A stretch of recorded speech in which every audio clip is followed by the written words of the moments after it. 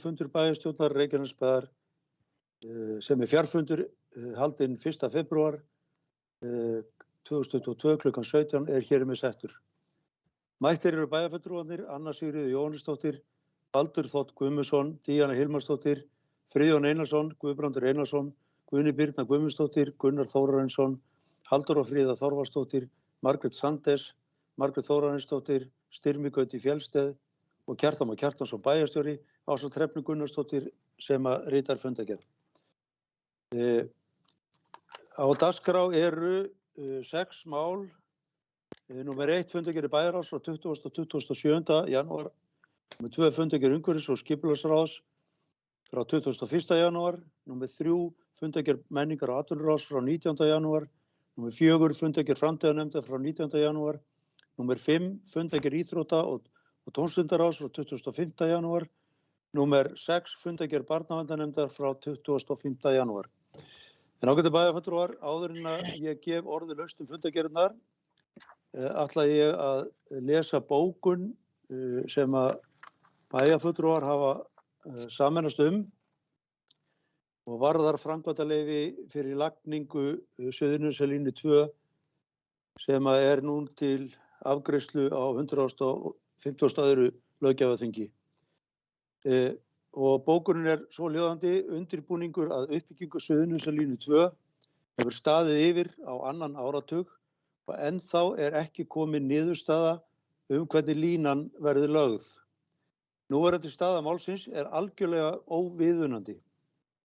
Það fyrir löngu orðið mjög aðkallandi að auka afhendingaröryggi raforku til Reykjanesbæjar sem og til að mæta eftirspurn og þörf fyrir aukna raforku bæði vegna mikillar fjölgunar íbúa og uppbyggingar atvinnulífs í sveitarfélaginu.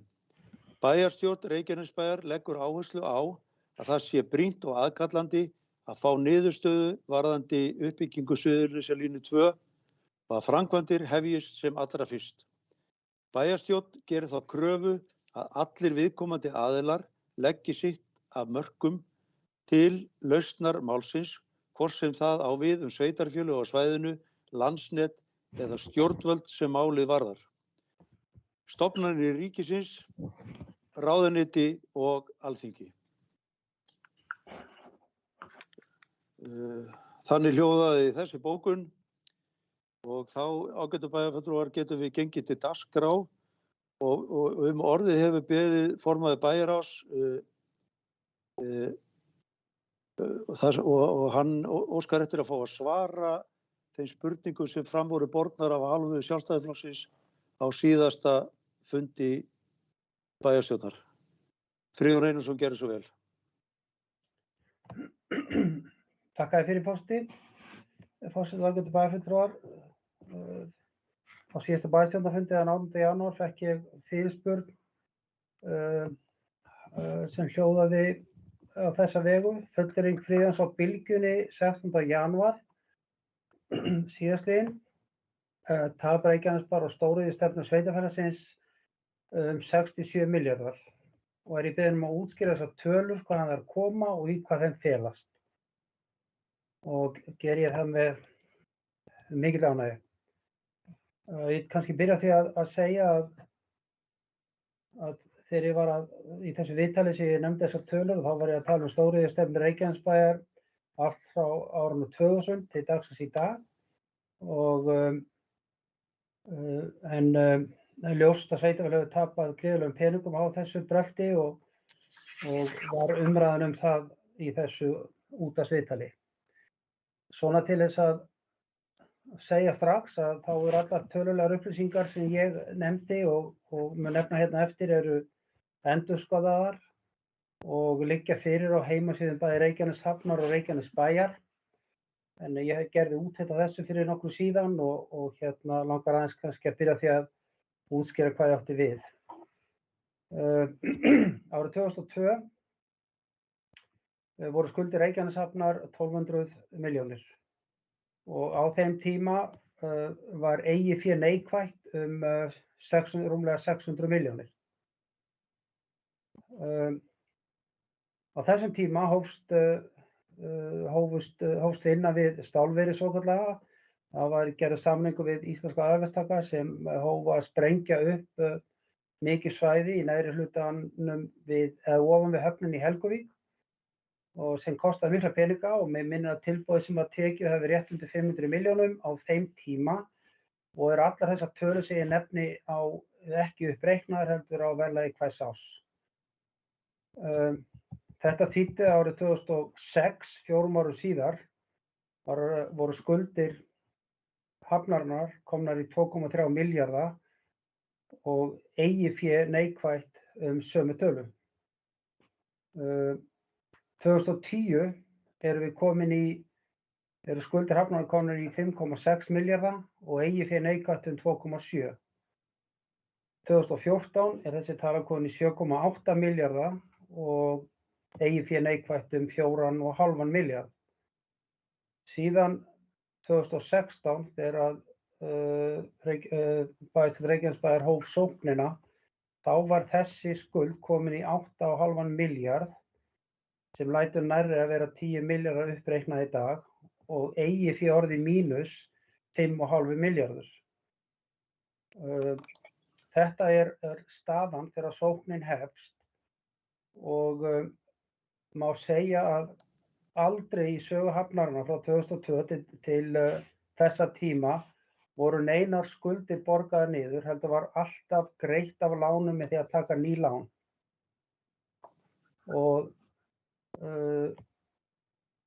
nánast öll þessi lántaka fór í framkvæmdir sem tengdist verkefnum hafnarinnar, fyrst og fremst stóriðjuverkefnum. Bærinn á þessu tímabili lagði til dæmis kostaði allar vegaframkvæmdir, líka af stofnæðum, lóðir og annað ýmislegt sem til féll, en aldrei var nægt fé til að borga neitt niður á skuldunum. Reksturinn aftur á móti var frekar lítill, tekjurnar lágar og má segja að stundum var í reksturinn jákvæður en fyrir fjármagnsgjöld öll þessi ár. Í dag staðan þannig að við erum að gera kröfu upp á meira rúmlega 4 milljarða í þrotabú álversins vegna kostnað sem við höfum orðið fyrir og það allt byggt á reikningum hafnarinnar.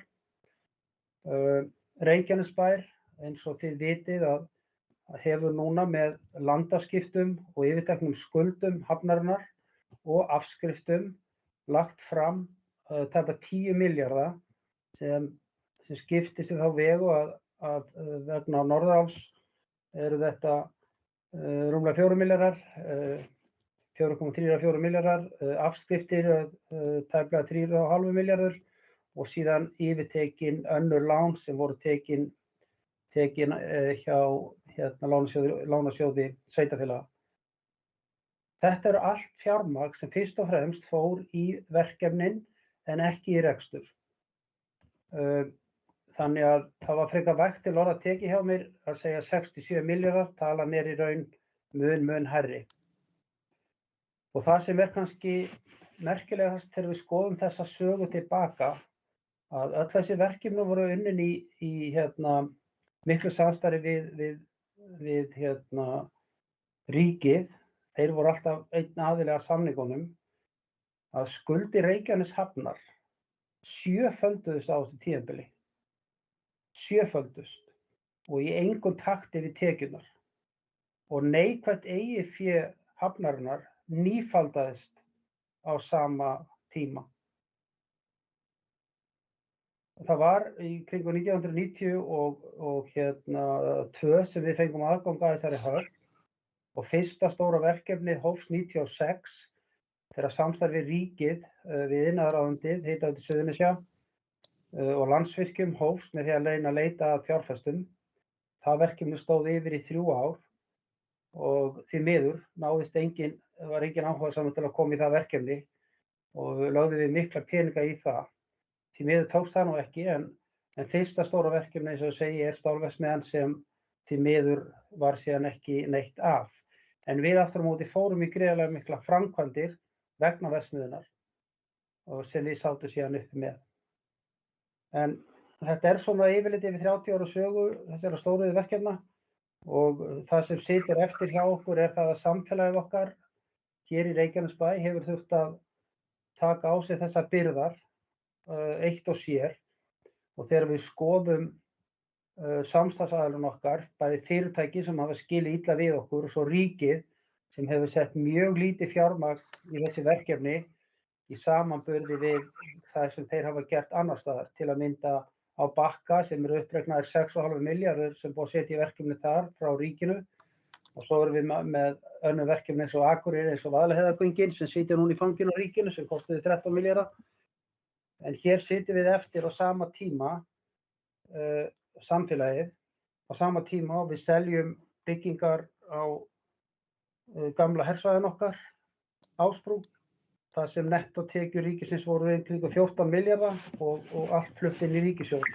En eftir sitjum við með þessi stóru verkefni sem voru nánast öll unnin í samvinnu við ríkið, þá sitjum við upp með skaðann. Vona þetta svari spurningum þeirra sem spurðu. Takk fyrir. Takk fyrir þetta, Friðjón. Þetta væntanlega til skriflegs svars og bókað í fundargerð og afhent þá fyrirspyrjendum sem geta þá fengið þetta svar til frekari skoðunar. En orðið laust fundargerð bæjarráðs frá 20. til 27. janúar. Baldur Guðmundsson gerir svo vel. Já, virðulegi forseti, góðir bæjarfulltrúar. Að venju þarf maður alltaf að tékka hvort að maður sjáist og heyrist á þessu fundarformi. Kannski bara opna leikinn á svari Friðjóns, bara takk honum fyrir svarið. Ég ætla ekki að æra óstöðuga með því að kafa djúpt í þessi fræði. Stóriðjustefna Reykjanesbæjar, ég hef aldrei séð hana í orði eða sem sagt skriflega. Þetta mörg verkefni og það hægt að tína til alls konar random hluti inn í þetta, bara eftir hvaða tölu maður vill fá. Það alveg rétt hjá Friðjóni að við tókum á okkur þennan skell að byggja upp höfnina. Fengum ekki til þess stuðning frá ríkinu og það var ákveðin þrautasaga sem við erum búin að fara margoft yfir og ég held að tjóna einhvern tilgangi að vera að hjakka í henni endalaust. Við stöndum í þessu en hún bara setja spurningamerki við það þegar menn fara í embættis erindum sem formaður bæjarráðs að henda upp svona tölum hvort að það sé verið að telja fólki trú að við getum náð í þetta með einhverjum hætti til ríkisins eða hvað, það átta sig ekki alveg á þessu. En við rýnum þessar tölur og ef það einhver ástæða til að hjakka frekar í því þá bara förum við í þann leik seinna. Ég ætla að fara inn í fundargerðir bæjarráðs, fyrri fundargerðina, bara fyrsta mál. Það sem stjórnarfundur Tjarnargötu 12 EHF. Ég aðeins að langar að varpa fram álitamáli þessa afgreiðslu, bara heilt yfir. Því að þarna stjórn Tjarnargötu 12 HF bæjarráð eins og það skipað aðalmönnum. Og ég bara fann ekki samþykktir Tjarnargötu 12 EHF til að kanna þá lögmæti fundarins sem slíks til að taka þessa ákvörðun. Þarna verið að taka einhverjar fjárhagslegar ákvarðanir, væntanlega. Og þá þarf að vera löglega til fundar boðað og þarna var sem sagt vantaði einn aðalmann, sem sagt mig. Og ég ætla allavega að fá svar við þessum spurningum. Í hvort að það þurfi að gera það formlega, en Við höfum leyst þetta þannig að málefni Tjarnargötu 12 hafa bara komið inn í bæjarráð. En ég set spurningamerki við það þegar ákvarðanir eru teknar sem að hafa áhrif á rekstur þessa félags, sem er náttúrulega bara B-hlutafélag. Meira var ekki í bili. Við erum búin að afgreiða þetta með Suðurnesjalínuna og með þessari fínu bókun. Og það er þakka fyrir mig í bili. Takk fyrir þetta, Baldur. Margrét Sanders. Forseti, bæjarfulltrúar, góðir gestir.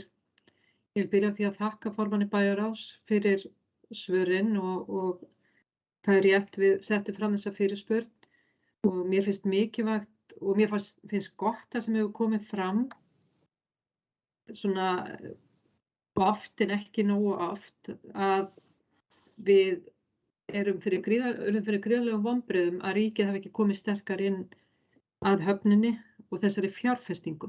En við skulum ekki gleyma því að við þurfum að skilja þarna á milli. Þetta er fjárfesting í höfninni sem gefur okkur möguleika á atvinnubyggingu sem við þurfum að standa saman með, en ekki sama hvað, eins og við höfum margoft sagt.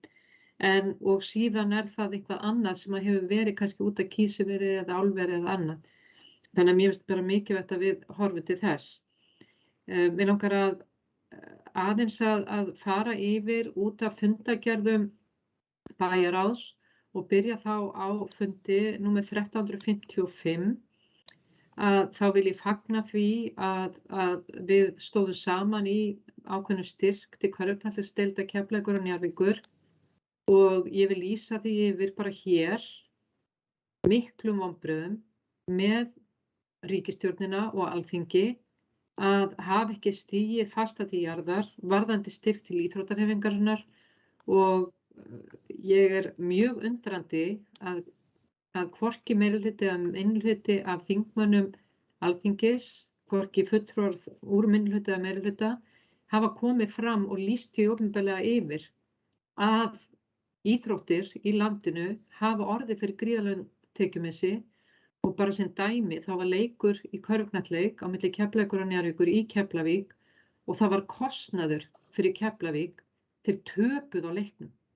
Þeir þurftu að borga starfsliði við leikinn þannig að þeir töpuð á leiknum. Hvenær hefur það gerst að leikur Keflavíkur og Njarðvíkur hefur verið kostnaður en ekki tekjur? Það er bara einmitt gott dæmi. Síðan langar mig að færa mig yfir í fundagerð númer 1354 og byrja þá í sambandi við stjórnarfundin á Tjarnargötu 12 og vekja athygli á því að ég samþykkti söluna sem kemur þar fram en bendi á fyrirvara lagalega heimild lóðabreytinga og nýtingu lóða. Og hvað þýðir það? Það þýðir það að þegar þessi þróunarreitur var upphaflega rætt hann, þá var lóðin 8.500 fermetrar en núna er verið að tala að þessi aðili fær lóð sem er 16.200 fermetrar. Þannig að þetta er gríðarleg breyting og ég vil bara vera viss að því að það er frábært að fá góð fyrirtæki til sveitarfélagsins en við þurfum að fara að lögum og reglum og gera þetta almennilega. Mér finnst synd að þetta hafi ekki verið betur mótað áður en farið var af stað. Síðan vil ég nefna varðandi annað mál, lausar leikskólaeiningar. Þar kom erindi frá fræðslusviði þar sem var verið að ræða það að það væru eða óskum fjármagn vegna þess að það væru 57 leikskólabörn sem fengju ekki vist og þá erum við að tala 2 ára og eldri í haust eða skólaári 2022 til 2023. Ég undrast það persónlega og við sem erum síðan með bókun að þessu hafi ekki verið flaggað fyrr. Þetta kemur verulega óvart. Það eru 74 börn sem sóttu leikskólapláss þarna í Njarðvík, aðeins 17 pláss laus og við stöndum núna frammi fyrir því að til þess að uppfylla það að 2 ára barn komist í leikskóla í haust, þá þurfum við 2 lausar stofur við leikskólan Holt og sem kosta yfir 100 milljónir og rekstrarkostnaður 25 milljónir og þetta erindi komið með inn í bæjarráð með litlum fyrirvara og það er varla þornað blekið af pennanum eftir fjárhagsáætlun. Þetta er bara í janúar sem að þetta að koma fram og þessi börn voru ekki að fæðast í gær, þannig ég undrast þetta mikið. Og út af þessu þá erum við minnihlutinn með bókun sem hefur verið send til ritara og með leyfi forseta þá hljóðar bókunin svona að í erindi sviðsstjóra fræðslusviðs frá 18. janúar kemur fram veruleg vöntun á leikskólaplássum í Innri Njarðvík. Umsóknir fyrir börn fædd 2020 og fyrr eru 74 en aðeins 17 pláss eru laus í leikskóladeild Stapaskóla og vantar því 57 leikskólapláss. Minnihluti bæjarstjórnar undrast hversu seint brugðist við þessum fyrirsjáanlega skorti. Fjárhagsárið rétt að byrja og fjárhagsáætlun var samþykkt fyrir örfáum vikum þannig að það kemur verulega óvart að ekki hafi verið flaggað fyrr, sérstaklega í ljósi þess að þörfin var til staðar á síðasta ári enda öll börnin fædd fyrir 2 árum síðan. Minnihluti bæjarstjórnar samþykkir þessa fjárfestingu og þann aukna rekstrarkostnað sem fylgir þessum bráðavanda en lýsir ábyrgð á hendur meirihluta bæjarstjórnar, Samfylkingar, Beinna leiðar og Framsóknar hafa ekki brugðist fyrr við ábendingu starfsfólk Reykjanesbæjar skort á leikskólaplássum. Og undir þetta rita Margrét Sanders, Baldur Þ. Guðmundsson, Anna Sigríður Jóhannesdóttir, Gunnar Þórarinsson og Margrét Þórarinsdóttir. Takk.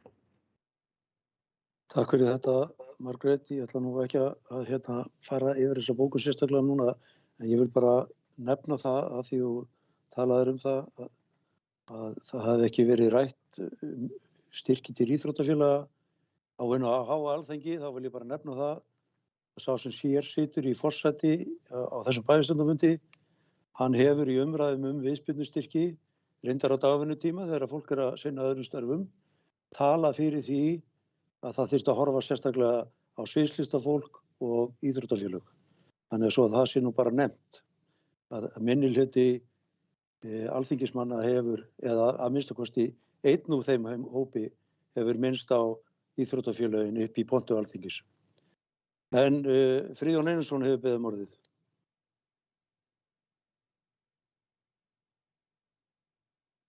Takk forseti. Mér langar aðeins að vegna orða bæjarfulltrúa Baldurs fundinn og einnig orða Margrétar Sanders stjórnarfund T12.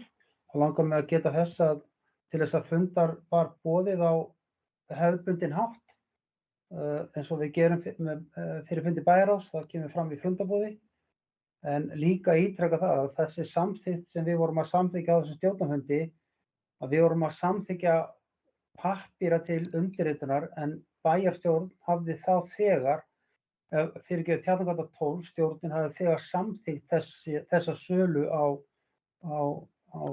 eigninni sem ræðir. Þannig að þetta var bara frágangsmál varðandi pappírana. Við vorum búin að samþykkja þetta verkefni áður, bara að það komi fram. Svo það sé sagt hér. Aðeins varðandi bókun sem hér var lesin, þá gat Helgi Arnarsson þess, sviðsstjóri fræðsviðs, á fundinum að þetta hafi verið ljóst á síðasta ári að það væri aukin þörf í þessu hverfi fyrir leikskólapláss og var sérstaklega afsökunar því að þetta hafi ekki verið ýtt fastar að okkur við gerð fjárhagsáætlunar þegar við gerðum fjárhagsáætlun og sagði að það hafi verið mistök en okkur hefði öllum átt að vera ljóst og að það væri þörf fyrir þessu. Þess vegna vil ég líka bara segja það að og ég skal glaður taka á mig þá skömm að hafa ekki lagt þetta fyrir sjálfur að bæta við þessum leikskólaeiningum. En á sama hátt tel ég mjög skrítið að bæjarfulltrúar sem sátu með okkur nánast allan tímann í fjárhagsáætlanagerðinni, þar að segja þeir sem skrifa undir þessa bókun, gerðu það ekki heldur. Þannig að mér finnst að þetta vil bara skila skömminni tilbaka og ég held að bæjarstjórn öll sem heild eigi að taka það til sín að þarna hefði við átt að sjá að þarna var þörf sem fór fram hjá okkur og við vorum kannski of upptekin af öðrum hlutum í þessari fjárhagsáætlun. Minni á það að þetta tók langan tíma og erfitt ár, en ég held að skömmin sé okkar allra sem að þessu komu. Takk. Takk fyrir þetta. Margrét Þórarinsdóttir, gjörðu svo vel. Já, virðulegi forseti og aðrir viðstaddir. Ég vil bara taka undir með Margréti Sanders og hennar orð. Ég algjörlega rasandi bit á þessu hvað varðar leikskólamálin. Og ég velti fyrir mér að því að þú sagðir nú að rétt áðan Friðjón að skömmin væri okkar allra. Þið þurftu að koma fjárhagsáætlun í gegn. Ég gerir mér alveg fullkomlega grein fyrir því. Við tókum öll þátt í henni. En það komu athugasemdir frá okkur. Var öllum sviðunum var skylt að draga úr kostnaði. Þá segi ég nú bara eitt. Við erum alltaf nýkomin undan eftirlitsnefndinni. Við gerum alveg fullkomlega grein fyrir því. Var þetta bara til að reyna að koma okkur í gegnum, til sveitarstjórnarráðuneytisins, að koma okkur í gegnum það að fara ekki undir eftirlitsnefndina? Ég bara velti því fyrir mér. Þetta var algjörlega ljóst. Það þarf enginn að segja mér það að allir hafi verið svona uppteknir af því að við skildum ekki taka eftir því að það eru 57 börn sem vantar leikskólapláss sem eru 2 ára og eldri. Þannig að þetta kemur mér mjög á óvart. Og hvað var að Tjarnargötu 12 þá ætla ég að sitja hjá í þeirri atkvæðagreiðslu. Ég ekki sátt við þetta og tek undir með Baldri hvað var að það mál. Þannig að ég mun sitja hjá í þeirri atkvæðagreiðslu. Ég loki máli mínu. Takk fyrir. Takk fyrir það. Kannski bara að gera athugasemdir eða vegna orða Margrétar að við höfum verið að skauta fram hjá eftirlitsnefndinni með því að setja ekki þessa fjárfestingu inn í ársreikninginn okkar. Við höfum bara munað eftir því að svona fjárfesting, hún hefur ekkert með rekstrarreikningin að gera, hún er inn á efnahagsreikningi, þannig að við erum í raun og veru að stofna til eignar með kaupum og slíku. Og í annan stað vil ég bara nefna að fjármálareglur hafa verið teknar úr sambandi, ekki bara gagnvart sveitarfélögum, heldur líka gagnvart ríkinu. Ríkið að reka sig með halla núna ár eftir ár vegna COVID og svo staða einnig uppi hjá mörgum sveitarfélögum. Þannig að það ekkert í gildin fjármálareglur sem gera það verkum að eftirlitsnefnd sé að grípa til einhverja aðgerða gagnvart sveitarfélagi. Ég tala nú ekki gagnvart sveitarfélagi sem hefur getið staðið við alla sínar skuldbindingar. Þannig að það er ansi langsótt að fara að blanda eftirlitsnefnd við málefni sveitarfélaga í þetta og þessu bara vegna þessara hluta. Það að auka útgjöld 75 milljónir ekki verk sem að eftirlitsnefnd tekur inn á sitt borð. En Margrét Sanders, gerðu svo vel. Takk fyrir forseti, bæjarfulltrúar og góðir gestir. Ég vil þakka þér Guðbrandur Einarsson fyrir að hafa vakið máls á þessu á þinginu. Þetta fór fram hjá mér og ég skil ekki að fjölmiðlarnir hafa ekki meira áhuga á þessu. Ég brýndi þið nú síðast þegar við ræddum saman og við vorum saman um þetta og við þurfum að standa með íþróttahreyfingunni saman í þessu og ég mjög ánægð með að þú skildir hafa tekið boltann og komið með þetta inn á þingið. Bara takk fyrir það. Varðandi leikskólamálin þá ódýrt að við séum að benda eitthvað á starfsfólkið og að tala minnihluta. Ég finnst eiginlega kominn tími til á síðasta hluta kjörtímabilsins að meirihlutin fari nú aðeins að taka ábyrgð. Ég segi það alveg eins og ég hafði ekki hugmynd um þetta. Ég búin að mæta vel á alla þessa fjárhagsáætlanafundi og við erum mikið að hittast okkar fólk. Þetta komið bara gjörsamlega í opna skjöldu. Þannig að ég trúi því ekki að meirihlutinn sem að með meirihlutavaldið og bæjarstjóran og alla að þið hafið ekki vitað af þessu fyrr. Ég trúi því ekki. Og síðan varðandi Tjarnargötu 12 og söluna, að þetta hárrétt hjá þér, Friðjón, að þetta ekki og þess vegna erum við ekkert með bókun eða einhver læti yfir Tjarnargötu 12. Bendum bara á þetta lögfræðilega því að þetta þá eftir að fara fyrir bæjarstjórn varðandi lóðirnar og umferðina og það, þannig að þetta fer í gegnum umhverfis- og skipulagssvið. En það varði þetta breyting, umfang verkefnisins frá því að við samþykktum það hefur breyst stórkostlega, orðið mun stærra úr því að vera einungis líkansrækt í það að vera risahótel, lóðin hefur stækkað úr 8.500 fermetrum í 16.200, þannig að það er gríðarleg breyting, þannig að síðan þetta var samþykkt. En ég held að þetta verði seinni tíma mál og vonandi finnur umhverfis- og skipulagssvið lausn á mörgum hlutum sem að bent hefur verið á í þessu sambandi, umferðarmál, útlit og fleira, en við vonum það besta og fögnum því auðvitað þegar öflug fyrirtæki koma til sveitarfélagsins. Takk. Takk fyrir þetta, Margrét. Það er þarna þolinmóður bæjarfulltrúi sem er búinn að bíða aðeins svo lengi og ég biðst bara velvirðingar á að hafa gleymt viðkomandi bæjarfulltrúi, en það er Anna Sigríður. Gerðu svo vel. Takk, ekkert mál. Forseti, bæjarfulltrúar og gestir. Langar bara rétt að nefna hérna 2 atriði í sitthvorri fundargerðinni. Það er búið að tala mikið um þetta fyrra mál, það eru lausar leikskólaeiningar.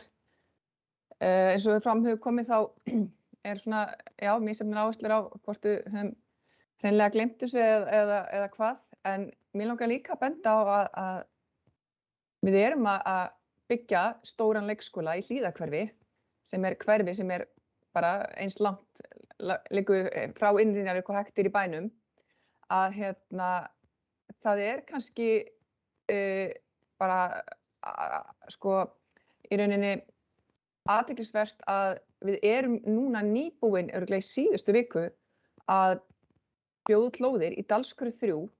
Þar á að rísa nýr leikskóli líka. Kannski hefðu við þurft að fókusa meira á Innri-Njarðvík vegna þess að það virðist vera bara gríðarlegur fjöldi af ungum börnum. Það eru ungar fjölskyldur að eignast sínar fyrstu íbúðir í Innri-Njarðvík. Það er mikið búið að byggja þar og verður áfram á þessu ári og jafnvel næsta.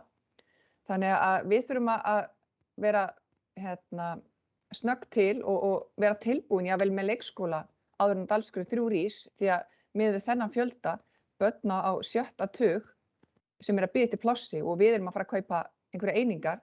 Ég geri mér alveg full grein fyrir því að við munum nýta þessar einingar einhvers staðar annar staðar í bænum, nálægt öðrum leik- eða grunnskólum, og þetta er ekki eitthvað sem við munum ekki geta nýtt í framtíðinni. Ég er alveg sátt við það að kaupa þessar einingar sem fyrst, því að ég vil að öll börn sem eru á 2 ára fái leikskólapláss í Reykjanesbæ. Það er bara númer 1, 2 og 3. Það skiptir unga fjölskyldu miklu máli. En ég ætlaði bara að nefna það að við þurfum að huga því hvar við erum að byggja leikskólana, hvar er þörfin, þarf að greina hverfin. Það er ekkert víst að það sé endilega í forgangi leikskóli í Hlíðahverfi. Það er greinilegt að það er í Innri-Njarðvík.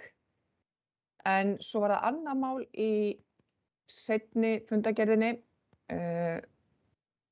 Það er búið að hrósa því að við erum að styðja vel við íþróttirnar.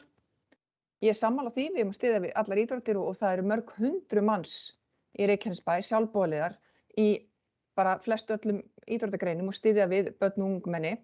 Og þau verða sjálfsögðu bara þreytt og leið þegar ekki hægt er að gera og það er hvernig bara, það þarf að hætta við allt og við vitum ástandið. En við þurfum að halda þessu á lofti, við þurfum að halda í fólkið, þannig að þau haldi áfram að starfa með íþróttagreinunum og íþróttafélögunum. Því að það er það sem við viljum hér í Reykjanesbæ. Við erum íþróttabær. En við verum líka að gera grein fyrir því að við erum að styðja hér körfuknattleiksdeildina í Njarðvík og Keflavík. Að við erum með fjöldan allan af íþróttagreinum og við megum alveg búast því að þessu ári að það komi önnur íþróttafélög eða aðra íþróttagreinar og óski eftir einhverju aðstoð. Þannig að við þurfum að vera opin fyrir því að reyna að styðja við alla, ekki bara fótboltann og körfuknattleik. Það er þrátt fyrir að þetta séu kannski vinsælustu íþróttagreinar og flestir iðkendur líklega í körfunni og knattspyrnunni. En það eru alveg bara feiki mikið af fleiri greinum og það mun koma hér fram á þessu fundi líklega í fundargerð íþrótta- og tómstundaráðs að það er bara að fjölga íþróttagreinum sem er bara fagnaðarefni í Reykjanesbæ. Takk. Takk fyrir þetta. Margrét Þórarinsdóttir, hefur þið beðið orðið aftur eða er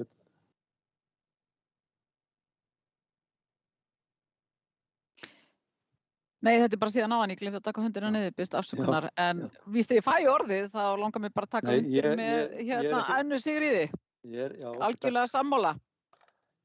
Þá er næstur á mælendaskrá Baldur Guðmundsson. Já. Varðandi T12,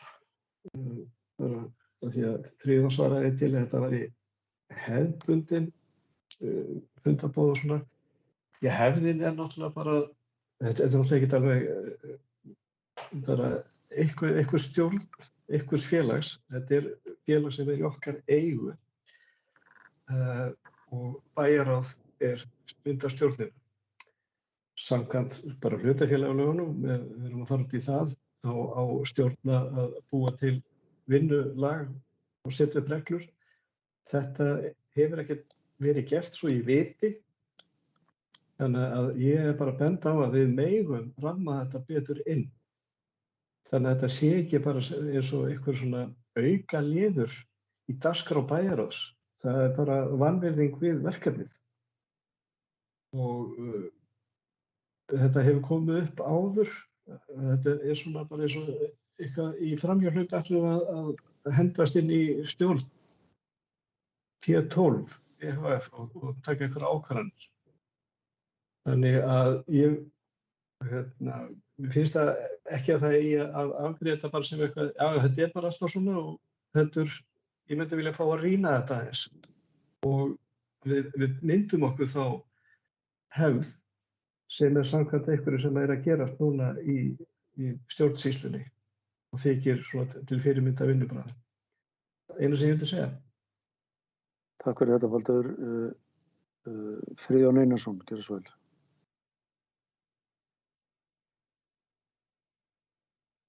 Þú ert á mute. Forseti ágæti bæjarfulltrúar, ég ætla bara að þakka Baldri fyrir þessa áminningu. Ég held að þetta sé alveg hárrétt hjá honum. Ég held að við eigum að taka þetta til skoðunar betur og við vafist við fleiri málum. Og geti tekið vel undir það með hann. En okkar aðeins að það kemur mjög óvart að bæjarfulltrúi Margrét Þórarinsdóttir skuli tala svona með þessum hætti sem hún gerði að við verum að leyna kostnaði við leikskólauppbyggingu vegna eftirlitsnefndar með fjármálum sveitarfélaga. Ég veit ekki alveg hvað Margrét hefur verið undanfarin ár ef hún heldur það. Þess vegna erum við alveg undan þeim en að ætla okkur það að við séum að fela einhverja fjárfestingar að því að við séum hræddir með eitthvað eftirlitsaðila. Mér finnst þetta bara galið að segja svona. Við stóðum saman í því ásamt henni að bæta vel í fjárhagsáætlun á sumum sviðum eftir tillögu frá Margréti og tókum við vel í það. Ekki var það að við ætlum að fela eitthvað. Þannig að mér finnst þetta mjög undarlegt að segja svona upplýstur bæjarfulltrúi að tala svona á alls ekki við. En auðvitað viljum við hafa allt upp á borðum og reyna að gera þetta sem best á hverju ári og við gerum mistök eins og aðrir og auðvitað berum við fullkomlega ábyrgð á fjárhagsáætluninni, þeir sem samþykktu hana og við auðvitað gerum það og þetta hefur komið áður upp hjá okkur þar sem við höfum ekki náð að setja inn í fjárhagsáætlun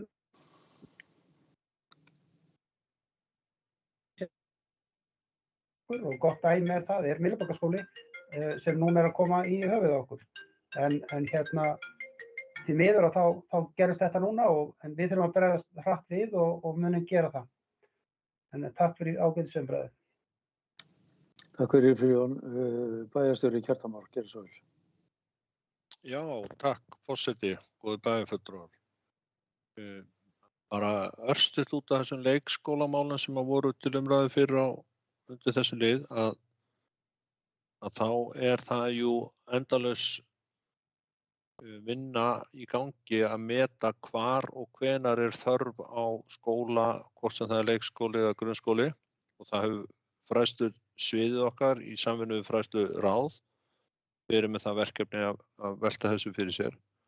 Og ég hef áður farið yfir það með bæjarstjórn hvaða verkefni það eru sem við sjáum framundan. Það stækkun Hjallatúns, það nýr leikskóli í Hlíðahverfi, það nýr grunnskóli á Ásbrú, það leikskóla hluti Stapaskóla, svo núna leikskóli í Dalshverfi 3, svo dæmi séu nefnt. Og þarna erum við bara að horfa til þess viðmiðs og þeirra reglna sem að viðhafðar eru hjá Reykjanesbæ, það að segja miða við 24 mánaða aldur barna þegar eru tekin inn. En ef að hægt að taka inn yngri börn, þá gerum við það þar sem það hægt. Það sums staðar hægt, en það ekki alltaf hægt að verða við því. En það sem ég langa vegna orða Margrétar Þórarinsdóttur að við hefðum frekar átt að gera eitthvað annað en við erum að gera, þá vil ég bara upplýsa ykkur það. Það tvennt. Í fyrra að leikskóli í Hlíðahverfi á teikniborðinu núna vegna vilja og áhuga verktakanna sem að byggja upp Hlíðahverfi að koma mjög myndarlega að þeim skóla. Þess vegna erum við að því og ég hef upplýst ykkur þetta áður að bæjarfulltrúum á að vera fullkomlega kunnugt það þó að samningur við þá hafi ekki ennþá verið undirritaður eða gerður en það ekki búið að reka niður skófluna staðar.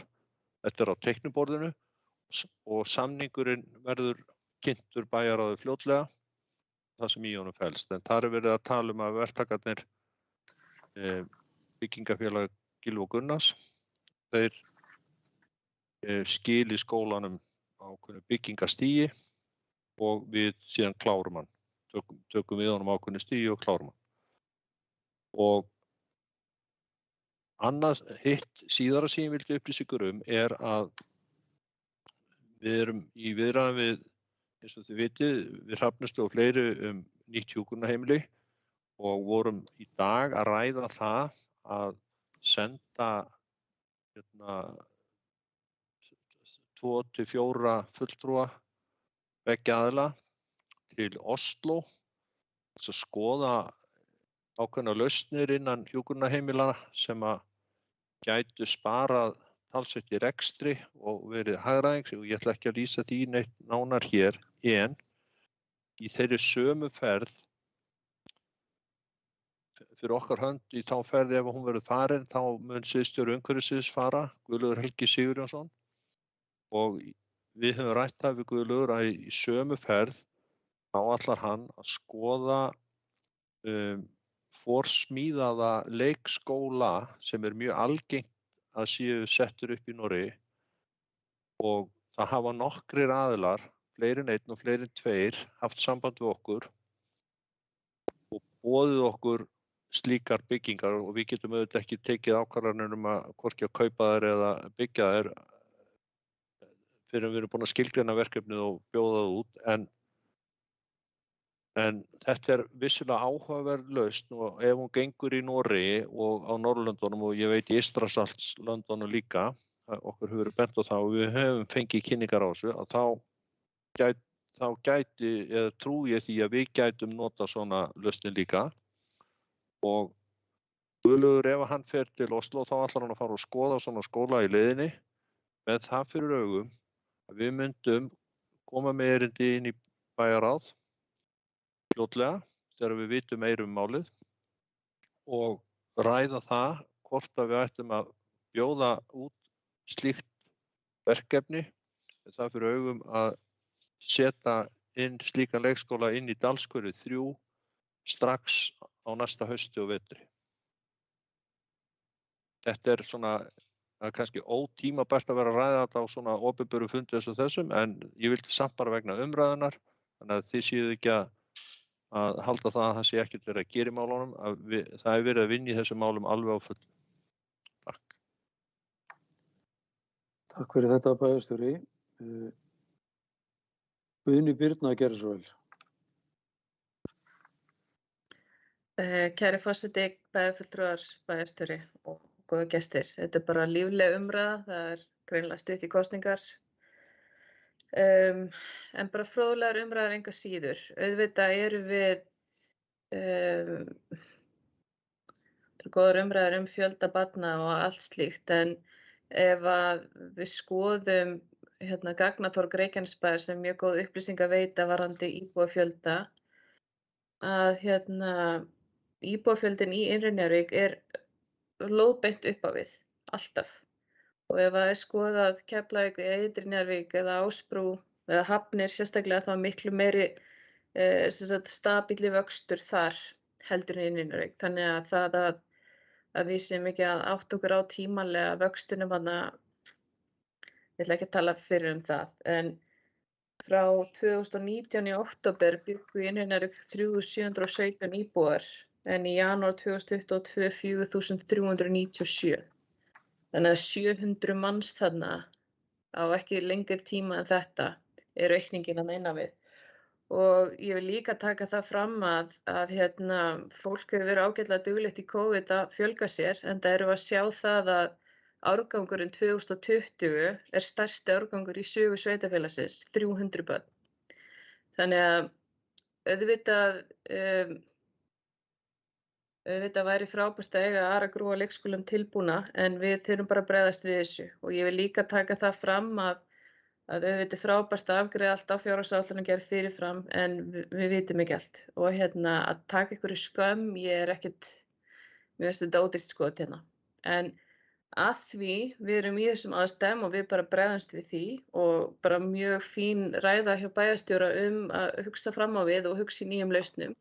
Þannig að það gleður mig bara ótrúlega að við erum að horfa strax í Dalskurði 3 bara núna fljótlega, og þó sé ekki minnst á að byrja á Hlíðahverfi líka.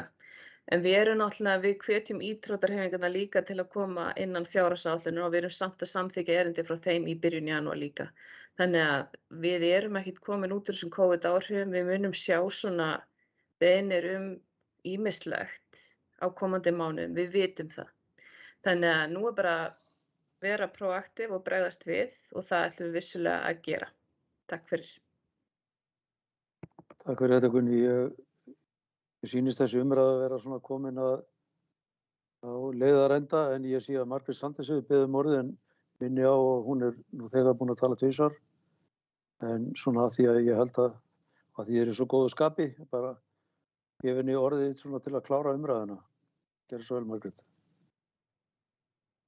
Forseti, bæjarfulltrúar og góðir gestir. Það gott að við erum komið með formsatriði núna á bæjarstjórnarfundi. Þannig að ég vissi að það, samkvæmt reglunum, að þá það tvisvar, en það má koma með andmæli, og hefur yfirleitt alltaf verið heimilt og ekki nefnt, en allt í lagi.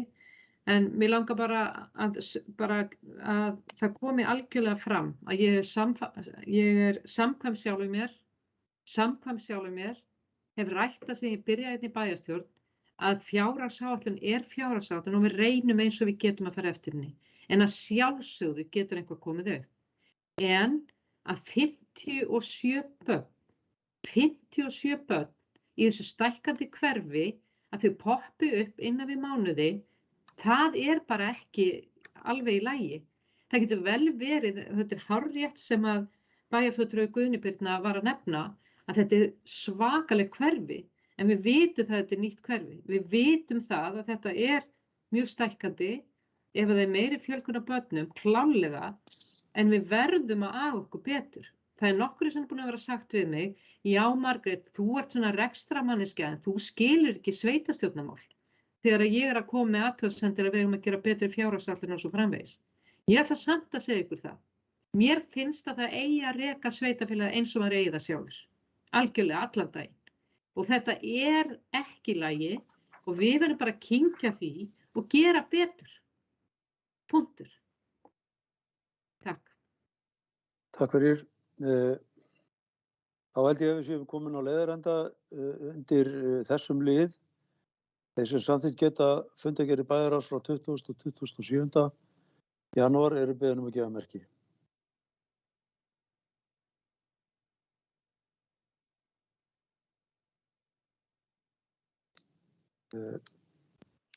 Fyrirgefðu, Ég vil bara árétta það að ég ætlaði ekki að samþykkja fyrsta lið Já, eins og ég nefndi áðan. Já, við látum bóka það að Margrét samþykkti fundargerðina að öðru leyti.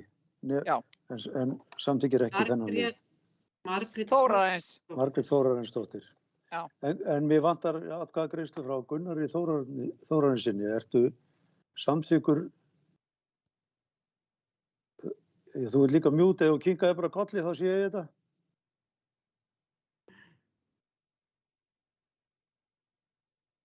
Gunnar, þú ert á mjút, þannig ég heyri ekki hvað þetta segja.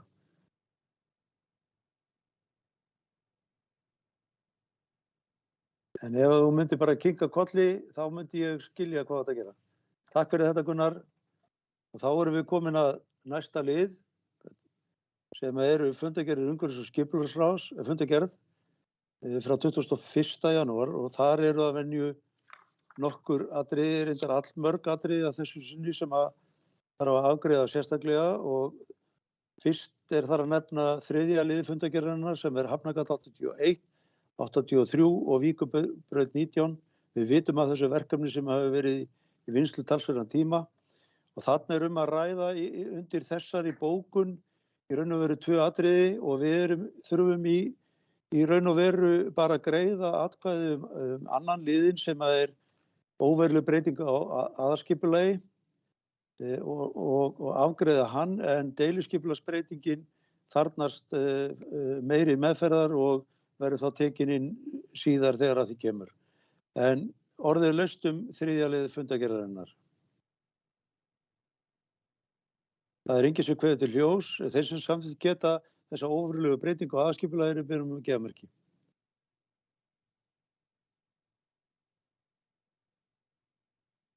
Og hún samþykkt. Margrét Þórarinsdóttir, varstu með í þessu? Já, takk fyrir þetta. Hún samþykkt 11-0. Þá það 4. liður sem Tjarnarbraut og Svölutjörn lóðarstækkun. Orðið laust 4. lið.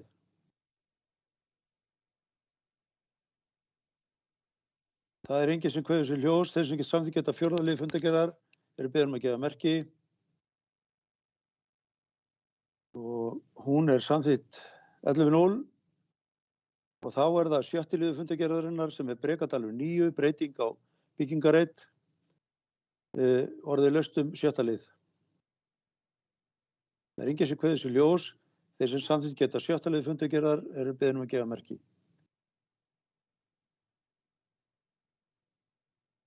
Og hann samþykktur 11-0 og þá það 7. liður fundargerðar Hafnarbraut 12. Þar að ræða tilkynningarskyld mannvirkjagerð sem var samþykktur orðið laust 7. lið. Það enginn sem kveður sér ljós undir þessu lið. Þeir sem samþykkt geta 7. lið eru beðin að gefa merki. Og hann samþykktur. Og þá það liður númer 8 sem Smáratún 18 og varðar bílastæði. Orðið laust þennan lið. Það enginn sem kveður sér ljós undir þessu lið. Þeir sem samþykkt geta 8. lið fundargerðar eru beðin að gefa merki. Og hann samþykktur 11-0 og þá það 9. liður sem Hólgarður Sigurjóns bakari. Orðið laust þennan lið. Það enginn sem kveður sér ljós undir þessu lið. Þeir sem samþykkt geta 9. lið fundargerðar eru beðin að gefa merki. Og þá það 10. liður fundargerðar. Hann samþykktur 11-0 og þá það 10. liður sem Völuás 2 stækkun á byggingarreit. Orðið laust 10. lið. Það enginn sem kveður sér ljós undir þessu lið. Þeir sem samþykkt geta 10. lið eru beðin að gefa merki.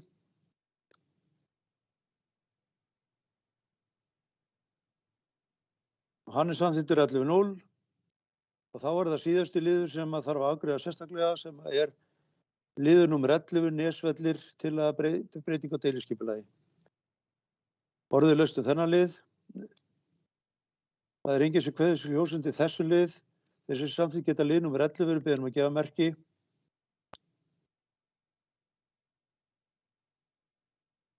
Og hann samþykktur með öllum atkvæðum 11-0. Og þá það fundargerðin að öðru leyti, orðið laust fundargerðin að öðru leyti.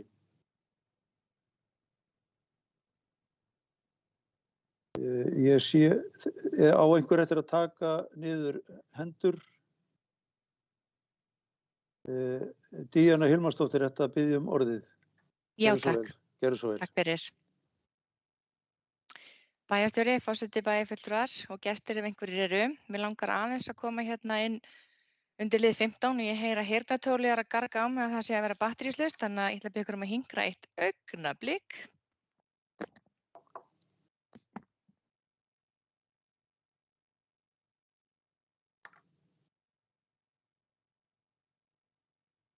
Heyrðu í mér? Já. Ok, flott. Ég nefnilega hélt ég hef verið að hlaða það í vinnunum dag, en já, mér langar að koma upp undir lið 15 sem þjónustusamningur við Kölku. Ég sem sagt las minnisblaðið og það að mörg að huga og ég tek undir mikilvægi þess að það sé gerður þjónustusamningur milli Reykjanesbæjar og Kölku og einnig að það sé samræmd þjónusta hjá þeim sveitarfélögum sem eru eignaraðilar að Kölku. Opnunartími Sorpu og Kölku kannski ekki svo frábrugðinn að mínu mati fyrir utan opnunartíma á sunnudögum og að það sé hugað því að hafa Kölku opnað á sunnudögum eitthvað sem að ég til þörf á, þar sem að helgarnar eru kannski sá tími sem að flestir eru að nýta til tiltekta og frágangs. Opnunartíminn hjá Kölku var fyrir breytingu 1-6, núna 10-6 sem að mér finnst bara mikill munur. Og það opið fyrir fyrirtækjasorp alla virka daga frá 8-5. Í þessi minnisblaði var líka talað möguleika á annarri móttökustöð eða móttökuplani. Ég velti fyrir mig hvort það sé þörf á slíku og ef það veruleika þá það sjálfsögðu aukinn kostnaður sem fylgir því. Hver hann? Réttlætanlegt að velta honum á íbúa? Ég persónulega hlynnari því að grendagámar eða djúpgámar verði víðar í sveitarfélaginu og sú leið sem að ég kysi að fara að íbúum standi til boða að ákveða sjálfir hve margar tunnur eða engar tunnur það vill hafa, að fólk geti þá frekar nýtt sér grendastöðva / djúpgáma sem og Kölku. Það eru náttúrulega töluverð umhverfisáhrif að þungur og stór bíll sé aka alla götur bæjarins og losa sorp og ef ég tala út frá mér sem íbúa þá get ég þegar ég fer í vinnu eða búð eða ræktina keypt með mér og farið með í grendagáma. Og ég tel líka ríka ástæðu til þess að hvetja íbúa til að moltugera sjálfir, vera sjálfbær með sinn áburð og tré og gróður og mögulega laust þar geti verið að íbúum bjóðist að kaupa tunnu til moltugerðar á kostnaðarverði. Svo langar mig líka aðeins að koma inn á samstarf Kölku og Fjölsmiðjuna sem hefur verið mjög gott. Og ég teldi að það hefði verið mjög gott og haft góð áhrif á Fjölsmiðjuna ef það hefði verið hægt að vera með nytjamarkaðsgámana á planinu þar fyrir aftan í stað þess að þeir séu á planinu hjá Kölku. En þær hugmyndir gengu því miður ekki upp þar sem að mér skilst að það hafi ekki hentað eigendum hússins. Það þá kannski vert að huga nýrri staðsetningu fyrir Fjölsmiðjuna þar sem þetta verkefni geti orðið að veruleika, þar sem það passar vel inn í hugmyndafræði Fjölsmiðjunar og ásamt því að vera atvinnuskapandi. Og svona rétt í lokin þá langar mig bara að minna á fundinn sem núna á fimmtudaginn í hádeginu innleiðingu breytinga á innheimtu sveitarfélaga fyrir úrgangsmeðhöndlun. Fundurinn kallast Borga þegar hentar eða Pay as you throw. Og ég hvet bæjarfulltrúa til að skrá sig á fundinn og lögin sem munu taka gildi 1. janúar 2023 munu óneitanlega hafa mikla þýðingu fyrir sveitarfélögin í landinu. Takk fyrir mig. Takk fyrir. Það hafa ekki fleiri hvassir ljós undir þessum lið. Þeir sem samþykkt geta fundargerð umhverfis- og skipulags frá 21. janúar eru beðin að gefa merki.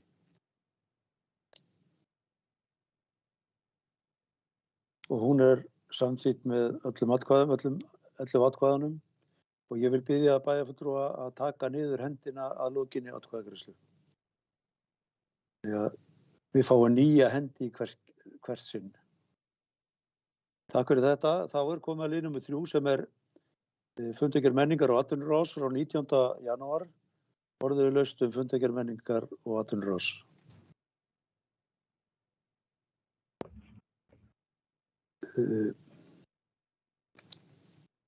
Friðjón Einarsson, gerðu svo vel. Takk, forseti, ákveðtu bæjarfulltrúar. Það stór og mikil fundargerð núna hjá menningar- og atvinnuráði, sérstaklega til upplýsingar fyrir bæjarfulltrúa, allt frá umræðum skiltahandbók, menningarsjóð, listamaður Reykjanesbæjar og hátíðir og viðburðir, aðventugarðurinn sem var sérstakt verkefni hjá okkur í haust og tókst virkilega vel með skautasvelli. Nú, ég læti ykkur nú eftir að lesa þetta og upplýsa ykkur, en það sem ég langar kannski að nefna við ykkur það sem í 11. lið, 10. 11. lið, en Sigurgestur Guðlaugsson, verkefnastjóri atvinnu- og viðskiptaþróunar, hann var á fundinu með okkur og fór yfir atvinnumál, mjög víðtækt svið sem hann fór yfir og það ýmislegt áhugavert að gera sem ekki endilega komið tími til að segja betur frá, nokkur verkefni og mun vera upplýst nánar þau þegar fram líður. En það sem ég langaði að nefna hérna eru tvö mál, það annars vegar atvinnuleysistölurnar, við erum ennþá í kringum 10% með atvinnuleysi. Það jafnvægi á milli erlendra ríkisborgara og heimamanna. Þó nokkuð fleiri karlmenn atvinnulausir en konur, en þetta mikil breyting með þegar við fórum hæst í tæplega 25%. En það sem athyglisvert að þegar þetta rýnt í þetta og gögnin fylgja fundargerðinni, þá má sjá að langstærsti hluti atvinnulausra kom úr yngri aldurshópum og höfðu lengi starfað við greinar tengdar flugi og ferðaþjónustu. Þannig að við vonum nú til að þegar COVID minnkar og vorið í nánd að þá aukist atvinna á ný og atvinnuleysi minnka. Það líka athyglisvert að alltaf 17% þeirra sem atvinnulausir eru háskólamenntaðir aðilar. Annað mál sem búið að vinna í allt síðastliðið ár og fer nú að ljúka fljótlega, það atvinnuþróunarstefnan sem unnið með þar sem margir aðilar koma að því verkefni og gaman að sjá hvernig það að þróast. Atvinnuþróunarstefnan verður vonandi klár núna á næstu mánuðum og sérstaklega kynnt bæjarstjórn. Annað var það ekki, takk fyrir. Takk fyrir, Anna Sigríður, gerð svo vel. Forseti, bæjarfulltrúar, gestir, já, ég bara tek undir orð Friðjóns bæjarfulltrúa að vonandi fyrir við að sjá atvinnuleysistölur lækka bara með, jafnvel á næstu kannski 2 mánuðum. Maður vonar að með vorinu verði fleiri sem að fái störf tengt ferðaþjónustunni og fluginu, sérstaklega þá þetta unga fólk í kringum 30, að þau verði öll komið í störf fyrir sumarið og að þessi tölur muni lækka verulega. Mér langar aðeins að nefna að þetta gríðarlega stór og mikil fundargerð og það bara mikið og gott menningarlífi í sveitarfélaginu. Ég vil líka minna á að menning heilsueflandi. Það eru rannsóknir sem sýna það og ég vona svo sannarlega að íbúar séu að sækja sér þessa frábæru menningarviðburði. Það kannski ekki mikið búið að vera að viðburðum til þess að mæta á, en þeir hafa líka verið rafrænir og það hefur verið ágætis þátttaka í mismundu viðburðum. En ég ætla að nefna mál númer 7, það aðventusvellið. Þetta eitthvað sem ekki verið áður í okkar sveitarfélagi og þetta bara frábær fjölskylduskemmtun og ég bara ánægð að sjá að þessu hefur ekki verið lokað strax í byrjun janúar og bara virkilega ánægð að heyra að þetta verði opið í febrúar. Ég hvet íbúa til að prófa svellið og gaman að sjá að Reykjanesbær að stuðla líka að íbúar komi að rekstri á þessu svelli og mögulega geti þetta bara verið tækifæri á að bjóða upp á eitthvað fleira tengdu bara menningu og afþreyingu, eitthvað sem íbúar myndu jafnvel taka að sér að reka. Það hefur oft komið umræða hjá okkur að íbúar óska eftir hinu og þessu í bænum, en þá kannski áttaði sig ekki á því að það ekki endilega bærinn sem að fara að bjóða upp á slíka þjónustu. Eins og ég býst alveg við að bara með vorinu komið aftur upp umræða hvar tjaldstæði í Reykjanesbæ og hver ætlar að bjóða upp á tjaldstæði. Það örugglega eitthvað sem að fer að koma núna með vorinu og þá væri gaman að heyra að einhverju íbúar séu tilbúnir til þess að reka gott tjaldstæði hér í sumar til að við getum boðið íbúa landinu og ferðamenn bara velkomna í bæinn okkar. Takk. Takk fyrir þetta, Kjartan Már, gerðu svo vel. Takk fyrir, forseti. Að því að við erum nú að ræða atvinnu og menningamál og hér voru nefndir sérstaklega unga fólki okkar sem enn atvinnulaust, þá annar hópur sem að ég hef reynt að tala fyrir og rætt við samtök atvinnurekenda á Reykjanesi og formann þeirra samtaka fleiri en einn og vil biðja ykkur að koma í lið með okkur í því og það fólk með skerta starfsgetu. Það eru allt og margir í þeim hópi þar segja fólk með skerta starfsgetu sem að ástæður skertara starfsgetu geta verið margvíslegar. Þetta geta verið andleg eða líkamleg veikindi eða fötlun, menn að ná sér eftir slys eða þið vitið þetta eru alls konar ástæður fyrir því. En þarna held ég að leynist ónýttur kraftur, ónotað og ónýtt vinnuafl sem að getur gert stóra og mikla hluti ef að við aðeins gæfum því meiri gaum og sveitarfélagið með nokkra einstaklinga sem tilheyra þessum hópi í starfi hjá sér. Því miður eru of fá fyrirtæki að taka fólk úr þessum hópi inn í sinn hóp og væri þá þannig að axla samfélagslega ábyrgð með okkur í því. Ég langar bara aðeins að vekja athygli á þessu. Ég held að við getum gert, við sem samfélag getum gert miklu betur í þessu. Það var ekki annað. Takk. Takk fyrir þetta. Díana Hilmarsdóttir, gerðu svo vel. Takk fyrir. Mér langar bara að taka heilshugar undir með bæjarstjórnum varðandi atvinnu möguleika fyrir einstaklinga með skerta starfsgetu og ég átti mjög langt samtal við konuna sem að vinnur hjá Vinnumálastofnun og sinnir þessum hópi og það eru 10 einstaklinga sem eru þar á lista og ég hvet fyrirtæki og stofnanir og þá sem að geta lagt þessu þarfa verkefni bara lið og því það eins og Kjartan segir, það er sko mikið í þetta fólk spunnið og þau hafa mjög margt að gefa og ég bara hvet ykkur þess að taka þátt. Takk. Takk fyrir þetta. Það ekki fleiri sem hafa hvatt sér ljós undir fundargerð menningar og atvinnurás. Þeir sem samþykkt geta fundargerð menningar og atvinnurás eru beðin að gefa merki.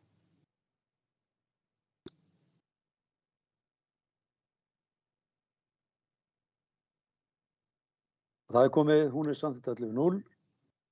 Þá snúum okkur að fjórða lið sem fundargerð framtíðarnefndar frá 19. janúar. Orðið laust. Styrmir Gauti, gerðu svo vel. Takk fyrir. Forseti, bæjarstjóri og bæjarfulltrúar. Ég ætla að fara yfir nokkur atriði frá þessari fundargerð framtíðarnefndar frá 19. janúar. Undir lið 1 kom hún Anna Karen Sigurjónsdóttir og fór yfir uppfærð drög að aðgerðaáætlun fyrir Reykjanesbæ í umhverfis- og loftslagsmálum. Við í framtíðarnefnd sammæltumst þá bókun sem sett fram undir þessu lið og þar leggjum við áherslu á 2 aðgerðir í umhverfis- og loftslagsmálum sem þá annars vegar að flýtt verði fyrir LED-væðingu sveitarfélagsins og hins vegar að græni orkugjafa verði þeir einu sem kom til greina í næsta útboði almenningssamgangana sem verður hér eftir nokkur ár. Það eru 2 góðar aðgerðir sem eru svo sannarlega framkvæmanlegar á næstu árum, sé settur peningur í það. Og svo undir lið 3 þá kom hún Halldóra Jónsdóttir, aðstoðarmaður bæjarstjóra á fundinn og fór yfir Skautafellið góða og þrautabrautina sem á að byggja við Kamb í Njarðvík. En það búið að fjárfesta í þessari þrautabraut sem verður í anda þeirra sem nú þegar upp í Njarðvíkurskógum og verður þessi þrautabraut tilbúin fyrir sumarið. En þess má geta að bæði þessi verkefni eru tilkomin vegna hugmyndasöfnunarinnar sem fór fram á Betri Reykjanesbæ og fjármagni sem var sett í það verkefni. Og það má alveg segja að þessi peningar hafi verið vel nýttir í þessu 2 verkefni. Annað var það ekki. Takk hérlega fyrir. Takk hérlega fyrir. Anna Sigríður, gerðu svo vel. Já, forseti og bæjarfulltrúar og gestir. Mig langar rétt að koma undir einu máli í framtíðarnefndinni. Það er númer 2, matarsóun, hringrásarkerfið. Hér er verið að tala svokallaðan frískáp sem er hugtak sem sameinar orðið frítt og ísskápur, en þessi hugmynd frískápurinn eins og hann er kallaður, á 2 stöðum á landinu, í Reykjavík og Höfn í Hornafirði. Og ég veit ekki hversu löng reynsla komin á svokallað frískápa, en ég velti líka fyrir mér, þetta hlutverk bæjarins að vera með, ég kalla þetta ekki starfsemi, ég kalla þetta í rauninni eitthvað sem að íbúar geta gengið í, og þá var ég aðalega að hugsa þetta matur, hvað segir heilbrigðiseftirlitið, hver ber ábyrgð á skemmdum mat, hver ber ábyrgð á því að sé eitthvað inni í skápnum, á þetta að vera alfarið á bara íbúum sjálfum að setja inn í hann og taka úr hann. Ég er ekki alveg búin að sjá hvernig þetta virkar og það væri bara gott að heyra hversu lengi þetta hefur verið í öðrum sveitarfélögum og hvernig er reynslan. En áður en ég myndi bjóða þetta velkomið inn í bæjarfélagið, þá myndi ég vilja heyra í heilbrigðiseftirlitinu áður en svona sett upp, sérstaklega vegna þess að þetta getur verið bara viðkvæm fæða eða jafnvel skemmd fæða eða annað. Ég myndi allavega vilja heyra frá heilbrigðiseftirlitinu varðandi svona frískap, svo kallaðan. Takk. Takk fyrir, Margrét Sanders. Forseti, bæjarfulltrúar og góðu gestir. Ég vil nefna hér og leggja áherslu á að mér finnst frábært að sjá þetta með letlýsinguna og kannski hefði við átt að vera harðari í að koma þessu strax að stað og skömmin er okkar af því að þetta er svo fljótt að lækka rekstrarkostnað í sveitarfélögum. Þetta er ekki bara umhverfisvænt, heldur þetta einnig alveg svakalega mikill sparnaður fyrir sveitarfélög. Þannig að ég vildi bara nefna það.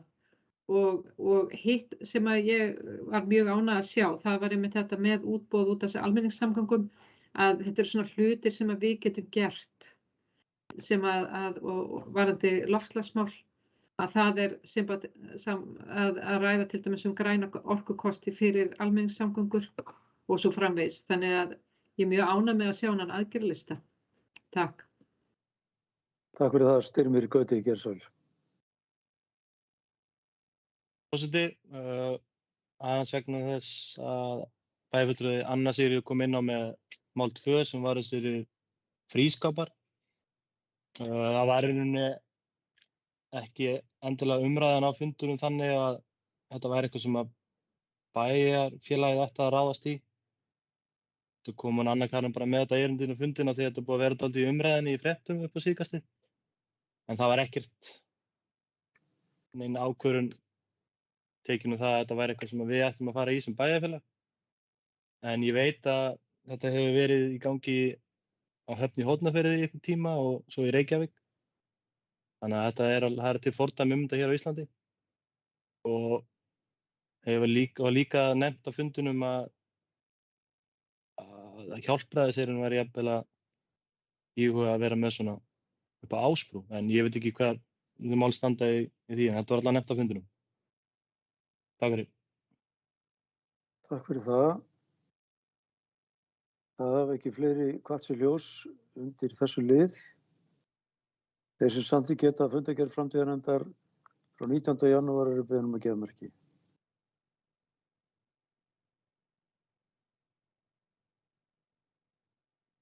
Það vantar eitthvað ennþá.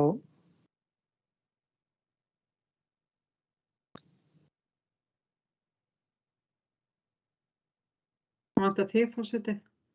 Já, ég veit það. Ég veit hvað ég ætla að segja í þessu. Mér vantar að vita hvað hinir ætla að segja. Gunnar Þórarinsson, ertu samþykkur fundargerðinni? Já, takk fyrir þetta. Þá það 5. liður sem fundargerð íþrótta- og tónlistarráðs frá 25. janúar. Orðið laust. Margrét Sandnes, gerir svo vel. Forseti, bæjarfulltrúar, góðir gestir. Gott að forseti gaf mér orðið, ég er búin að móðga hann. Það var nú bara grín. Mér langar til að nefna varðandi íþróttaráðið að það eru 9. og 10. mál í fundargerð íþrótta- og tónlistarráðs. Þá samninga við knattspyrnudeild Keflavíkur um rekstur og umhirðu knattspyrnusvæða og samningu við knattspyrnudeild UMFN um rekstur knattspyrnusvæða. Þetta 2022. Það gott að blessað og ég fagna því að þessi íþróttafélög sé tilbúin að gera þetta fyrir sveitarfélagið. En það sem kemur á óvart, það að 13. janúar þá var erindi frá knattspyrnudeild Keflavíkur þar sem að þeir voru að óska eftir hækkun á samningi eða hækkun á upphæð á samningi vegna þess að hann hefur svo langt frá því fylgt vísitölu og staði í stað mikla kostnaðarhækkanir hafa orðið og jafnvel erfiðara að fá sjálfboðaliða og nefndi það og var í rauninni að fara fram á 6 milljóna króna hækkun sem að bæjarráð samþykkt í rauninni ekki heldur samþykkt að vísa málum til Hafsteins Ingibergssonar, forstöðumanns íþróttamannvirkja og Hafþórs Birgissonar íþrótta- og tónlistarfulltrúa til frekari vinnslu. Og þetta var auðvitað þó þetta hafi verið frá knattspyrnudeild Keflavíkur, þá sá maður það alveg að þetta auðvitað knattspyrnudeild Keflavíkur og Njarðvíkur. Þannig að við lögðum mikla áherslu á það allt bæjarráð að það farið í skoðun á þessu og þess vegna var ég hissa að sjá þennan samning þarna, samþykktan og undirritaðan og spurðist fyrir það og þá var í rauninni bara sagt við þessa aðila að þið verði bara að skrifa undir þetta svona bara strax og ekkert múður. Og það sem ég reikna með að af því að þetta var gilda frá 1. janúar þá hefur mönnum fundist mikilvægt að skrifa undir samningi strax af því að greiðslur eiga að hefjast þá setja sér borgað eftir á jafnvel og það þarf að borga þetta núna 1. febrúar. En það sem að ég hefði viljað sjá þá, ef að það raunin, að það verði þá bókað í fundargerð, að það verði unnið áfram að þessu máli. Og ef að það raunin, og ég sé raunin, að þá myndi ég vilja að það verði bókað í fundargerð bæjarstjórnar að við séum að samþykkja þetta en jafnframt verði þetta skoðað. Að það verði sannreyndar þessar upplýsingar sem að koma frá knattspyrnudeildunum að þetta sé orðið það dýrt. Og mér finnst allavega ástæða til þess að við hlustum á þetta og við vorum búin að samþykkja það í bæjarráði. Þannig að ég beini því svolítið til forseta hvort það sé ekki eðlilegt að ef þetta raunin að við bætum þá inn í fundargerð bæjarstjórnar með samningana að það sé verið að vinna að málinu. Takk. Takk fyrir þetta, Margrét. Já, ég tek undir þetta við umræðuna á bæjarráðsfundinu var á þennan veg að við vildum svona fá að gera okkur betri grein fyrir þeim kostnaði sem að þessu hlýst. En ég veit ekki hvort að það sé rétt endilega að við séum að bóka þetta í fundargerð bæjarstjórnar umfram fundargerð íþrótta- og tónlistarráðs.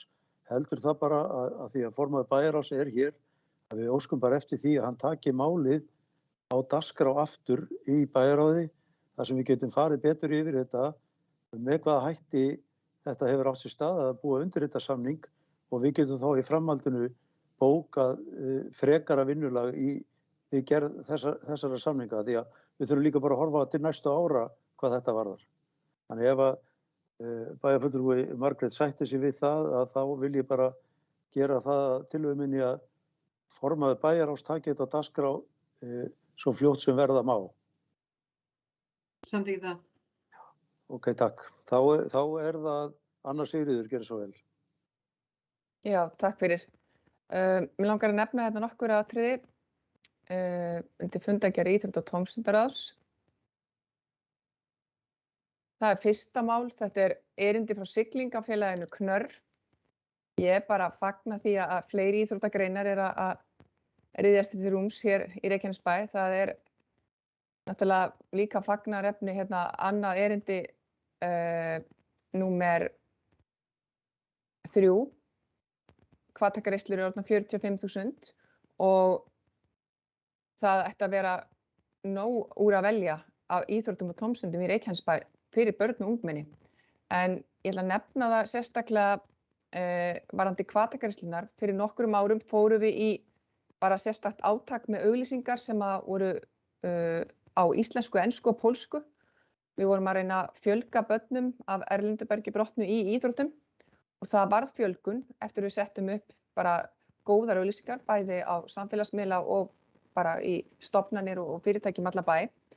En nú hefur komið í rauninni ósk frá ungmennum að fá betri upplýsingar í hvað hvatagreiðslur geta farið.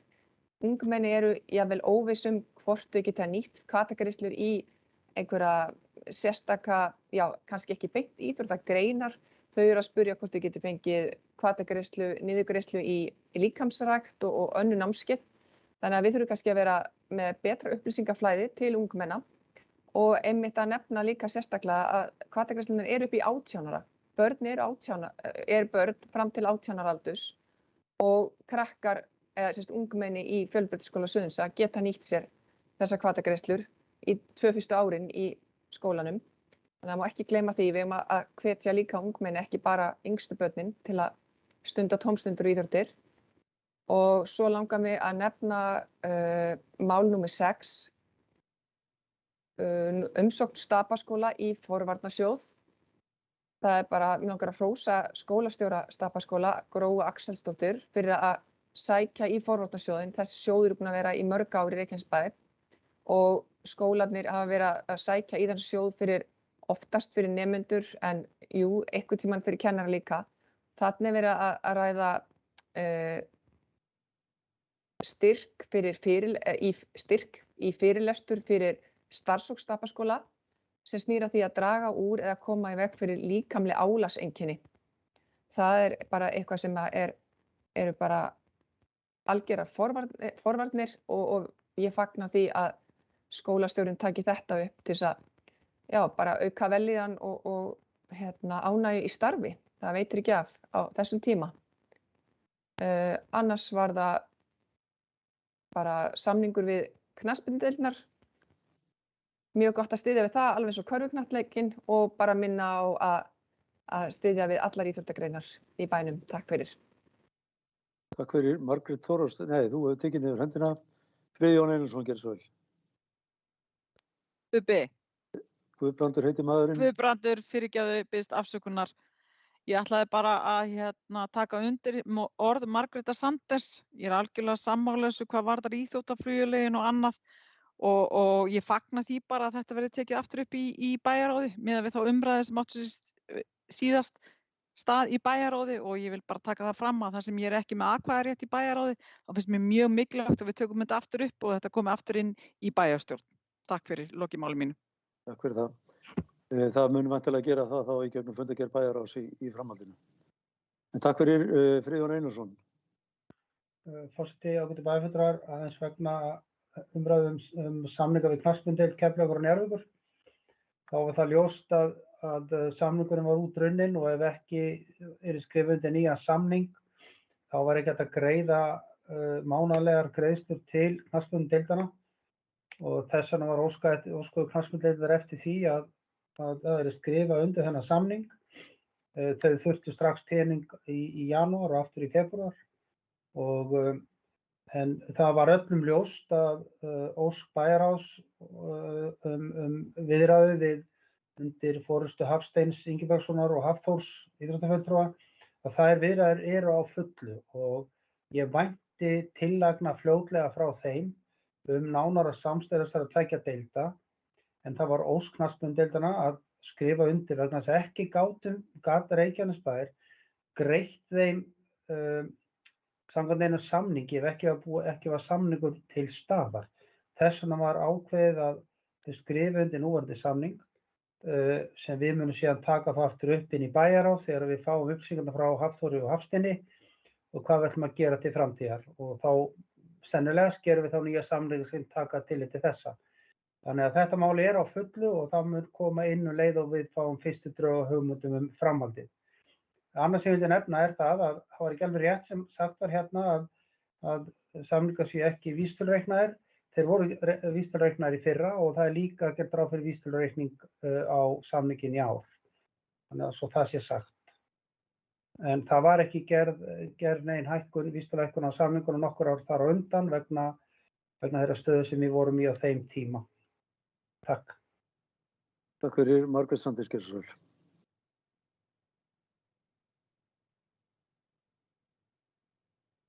Þú ert á mute, Margrét. Já, ég ýtti á alltaf fyrst mikrofóni, ég ýtti nú fast. Takk fyrir að benda mér á þetta. Já, forseti, bæjarfulltrúar, góðir gestir.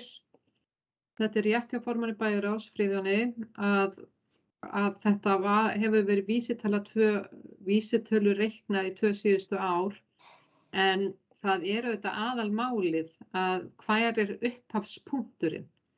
Og þegar þetta stendur í stað þetta lengi, að þá náttúrulega segir það sér sjálft að það munar ansi miklu. Þannig að ef við erum búin að halda greiðslunum, en þetta er munur upp á 6 milljónir, bara ef við tökum Keflavík, ef við horfum bara beiðnina frá Keflavík og örugglega hátt í það hjá Njarðvík líka. Kannski eitthvað minna af því að þeir eru kannski með minna færri svæði. En upphæðin er náttúrulega aðalatriðið. En ég fagna því og ég bara þakka fyrir að við séum öll bara sammála því að þetta verður bara unnið betur eða ekki unnið betur, það verður unnið í þessu. Og við fáum bara niðurstöðu sem við getum notað til framtíðar. Þú veist, hvað kostar þetta og þarna, ég veit og ég hef reiknað svona út fyrir íþróttafélög og þetta er ansi dýrt að reka þetta ef að bærinn var að gera þetta sjálfur. Takk. Takk fyrir. Friðjón, varst að biðja aftur orðið? Já, takk forseti. Ég langar bara svona aðeins í sögulegu skýringu, auðvitað er þetta rétt sem Margrét Sandís segir, bæjarfulltrúi Margrét, að þetta var náttúrulega ekki uppreiknað þannig nokkur ár og þá er þetta lægri tala. Það eru margir angar í þessu verkefni og aðal ástæðan kannski fyrir því hversu nauðsynlegt þetta er fyrir knattspyrnudeildirnar er þetta hjálpar til með cashflow í deildunum báðum þegar virkilega þurfa þess. Aftur á móti er umdeilanlegt hvort það sé betra fyrir Reykjanesbæ að reka þessa knattspyrnuvelli sjálfur. Ég vil ekki fullyrða það sé ódýrara því íþróttafélögin gera það, en það er hugsanlega möguleiki fyrir íþróttafélögin að semja við samstarfsaðila, en það er samt ljóst að megnið af þeim kostnaði sem til fellur á íþróttafélögunum, þá þurfa þau að borga fullt verð. En kannski núna tekst okkur að ná samstarfi milli knattspyrnudeildanna tveggja, Keflavíkur og Njarðvíkur, þannig að til að mynda sameiginleg innkaup á tólum og tækjum, hugsanlega samstarf við Golfklúbb Suðurnesja.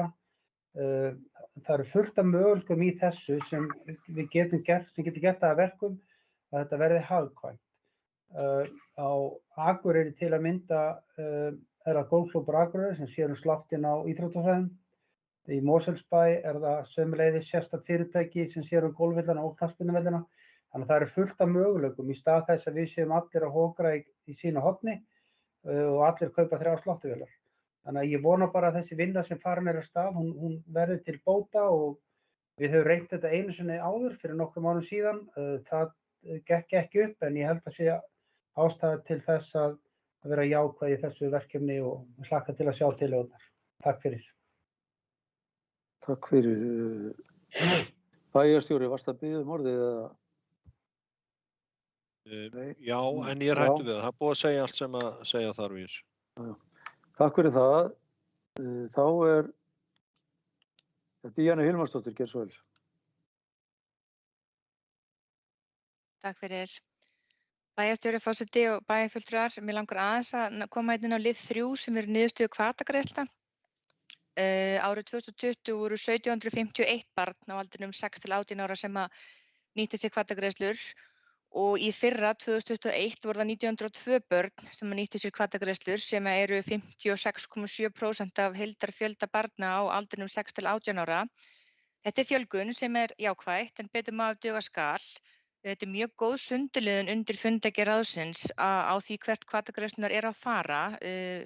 sem bæði til hvaða íþrótta- og tómstundagreina og einnig varandi kyn, aldur, íslenskt ríkisfang, erlent ríkisfang og svo framvegis.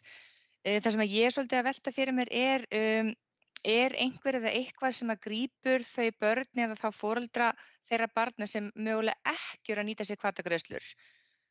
Og ef ekki þá tel ég það vera eitthvað sem er vert að skoða. Ég held ef ég er að muna rétt að sportafl sé notaður eða eigi að nota nánast allstaðar og það er þá spurning hvort það sé mögulega einhver fítus í því kerfi sem að geti auðveldað okkur þetta.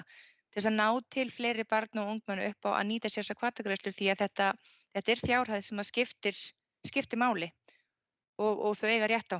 Takk fyrir. Takk fyrir þetta. Það eru ekki fleiri á mælendaskrá og því vil ég bera lið 5 upp til afgreiðslu. Þeir sem samþykki geta fundargerð íþrótta- og tómstundaráðs eru beðin að gefa merki.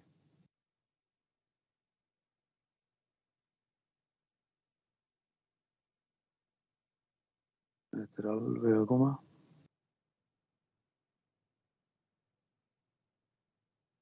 Ég vantar held ég eina hendi í viðbót, þá er ég sáttur.